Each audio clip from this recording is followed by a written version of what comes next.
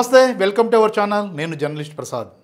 మహేంద్రగిరులు తూర్పు కనుమల్లో ఎత్తైన పర్వతాల్లో ఒకటి.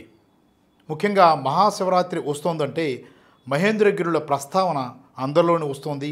చాలామంది ఈ మహేంద్రగిరులను సందర్శించడానికి ఆ పర్వతం ఎక్కి అక్కడి నుంచి పర్యాటక అందాల్ని, చారిత్రక విశేషాలను తెలుసుకునేందుకు చాలామంది ప్రయత్నిస్తుంటారు. ఈసారి కూడా మహాశివరాత్రి సందర్భంగా చాలామంది పర్యాటకులు వస్తున్న పరిస్థితి కనిపిస్తుంది.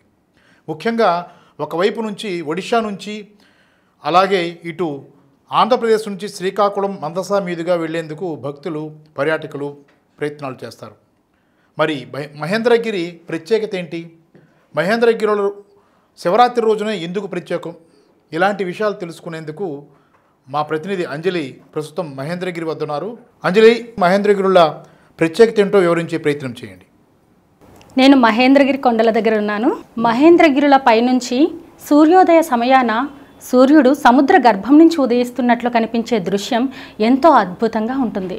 దీన్ని వీక్షించేందుకు పలు చోట్ల నుంచి ప్రజలు తండోపతండాలుగా వస్తుంటారు.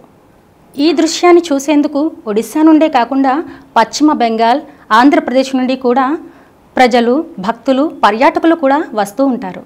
ఒరిస్సాలోని మహేంద్రగిరికి విశాఖపట్నంకు గల మధ్య దూరం సుమారు 250 కిలోమీటర్లు. ఒడిశా పర్లాకిమిడి నుండి దాదాపు 80 కిలోమీటర్ల దూరంలో మహేంద్రగిరి ఉంటుంది. దీనికి చేరుకునే మార్గమంతా ప్రకృతి సోయగాలు పలకరిస్తూనే ఉంటాయి. దారి పొడవునా ప్రవహించే సెలయేరుల మీద నుండి జాలువారే జలపాతాలు మనల్ని ఎంతగానో ఆకర్షిస్తాయి. ఈ నీరు పాయులుగా విడిపోయి శ్రీకాకుళం జిల్లాలోని వంశధారా నదిలోనూ, బారువా తీరంలో బంగాళాఖాతంలోనూ కలుస్తాయి.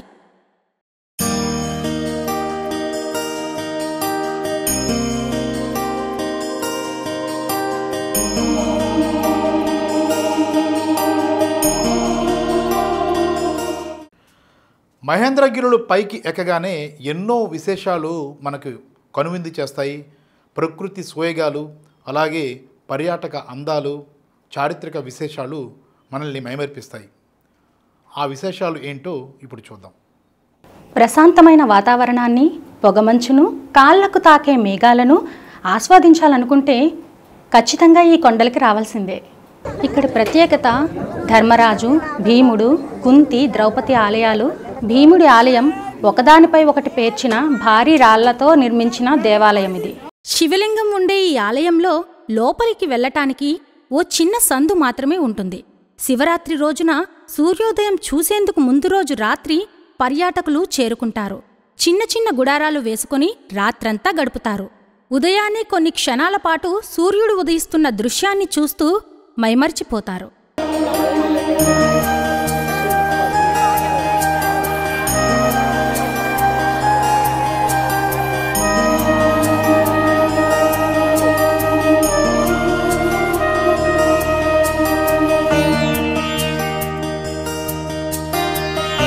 మహేంద్రగిరులు సముద్ర మట్టానికి 4925 అడుగుల ఎత్తులో ఉన్నాయి.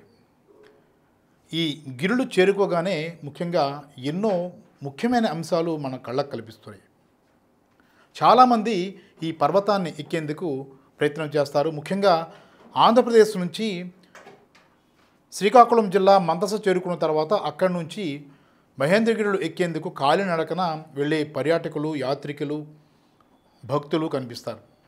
ఆ రోజున మహేంద్రగిరి పర్వతం ఎక్కిన వెంటనే అక్కడ కనిపించే దృశ్యాలు, ఉదయాన్నే కనిపించే సూర్య భగవానుడు, శివుని ఆలయం, భీముడు, కుంతి, ఇతర ఆలయాలు కూడా మనకు దర్శనమిస్తాయి. ఆ రోజున ఆ రాత్రంతా అక్కడ గడిపి జాగరణ చేసి ఉదయాన్నే సూర్య భగవాను సందర్శించి నమస్కారం చేసుకున్న తర్వాత పుణ్యఫలం వస్తుందన్న నమ్మకం భక్తుల్లో ఉంది. ఇక ఒడిషా నుంచి రోడ్డు మార్గం ఉన్నందువల్ల చాలా ఈజీగా ఈ పర్వతం ఎక్కే అవకాశం ఉంటుంది. అదే కాకుండా తెలంగాణ, ఛత్తీస్గఢ్, ఇతర ప్రాంతాల నుంచి, పశ్చిమ బెంగాల్ లాంటి ప్రాంతాల నుంచి కూడా ఎంతోమంది భక్తులు మహేంద్రగిరులు ఎక్కడం ద్వారా, ఆ పర్వతాన్ని అధిరోహించడం ద్వారా పుణ్యం వస్తుందన్న భావనతో వేల సంఖ్యలో వచ్చే భక్తులు మనకు కనిపిస్తారు. 7 కులపర్వతాలలో ఇది కూడా ఒకటి. పరశురాముని నివాస స్థలంగా ఉండేదని పురాణాలు చెబుతున్నాయి. హరిహరుల కోసం తపస్సు చేసి భీమేశ్వరస్వామి ఆలయం నిర్మించారని చరిత్ర చెబుతోంది. బలరాముడు మహేంద్రగిరిపై నిర్మించిన 3 ఆలయాల్లో గోకర్ణేశ్వర ఆలయం కూడా ఉంది. పాండవులు అజ్ఞాతవాసంలో ఉన్నప్పుడు ఇక్కడే ఉన్నారని ప్రచారంలో ఉంది. మహేంద్రగిరులపైన ఒక ప్రత్యేకమైన వాతావరణం ఉంటుంది. ఆ వాతావరణం ఎలాంటిదంటే 6 ఋతువులు కలిస్తే వచ్చే వాతావరణం అక్కడ కనిపిస్తుందన్నది చాలామంది చెప్తుంటారు. ఇదే కాకుండా ఆ వాతావరణం అంతా కూడా ఔషధ గుణాలు కలిగిన మొక్కలతో నిండి ఉంటుంది. కాబట్టి రకరకాల వ్యాధిగ్రస్తులు ఎవరైనా అక్కడ చేరుకుంటే ఉండే వ్యాధులు ఏవైనా ఉంటే నయమవుతాయన్న నమ్మకం కూడా చాలామందిలో ఉంది. ఇదే కాకుండా ముఖ్యంగా ఊపిరితిత్తులకు సంబంధించిన వ్యాధిగ్రస్తులు కానీ లేదంటే అలాంటి రకమైన వ్యాధులతో ఉన్న చాలామంది అక్కడికి వెళ్ళిన తర్వాత రకరకాల ఔషధ గుణాలు కలిగిన మొక్కలు కూడా లభిస్తాయని చాలామంది చెప్తుంటారు. ఇలాంటి ప్రత్యేకతలున్న మహేంద్రగిరులు చేరుకోవడం ద్వారా ఒక ప్రత్యేకమైన అనుభూతిని సొంతం చేసుకుంటారు యాత్రికులు, పర్యాటకులు, భక్తులు కూడా. ఈ దృశ్యాలు చూడటానికి కూడా చాలా ఇంట్రెస్ట్గా ఉంటాయి. అయితే ఈ మహేంద్రగిరి ఒక పర్యాటక అందాలకే కాదు, అనేక రకాల జీవజాలానికి నెలవు. 1000కి పైగా జాతులకు చెందిన మొక్కలు ఈ పర్వతంపైన ఉన్నాయని పరిశోధనలో తేలింది. ఒరిస్సాలో ఉండే వృక్షజాతుల్లో 40% వృక్షజాతులు, మొక్కలు మహేంద్రగిరి కొండపైనే కనిపిస్తాయి. వీటిలో అరుదైన ఔషధ గుణాలు కలిగి ఉన్నాయి. ఇక్కడ ఉన్న వృక్ష ఫలసంపద దేశంలో మరెక్కడా ఉండదు. చూశారు కదా, మీకు కూడా అవకాశం ఉంటే ఒకసారి ఈ మహేంద్రగిరి పర్వతాల ప్రకృతిని ఆస్వాదించండి. చూశారు కదా, ఇదండి ఇవాల్టి ప్రత్యేక కథనం. మరో ప్రత్యేక కథనంతో మళ్ళీ కలుసుకుందాం. నమస్తే.